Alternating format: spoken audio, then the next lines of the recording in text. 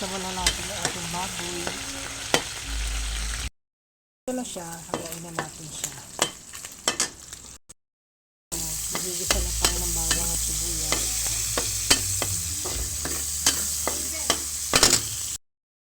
Ilagay ang sitaw.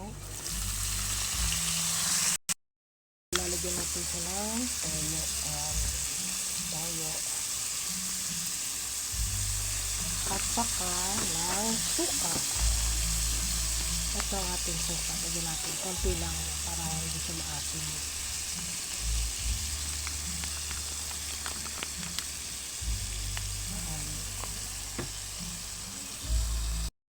Ito nyo ng paminta. Ano naman ako, mapaminta akong tao. Habang pinapalambutan natin siya, lalagay na natin yung ating mga baboy sa ibabaw. Yan.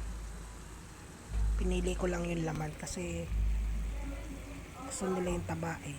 Yan. Hindi na lang natin yung sitaw, takpan natin siya.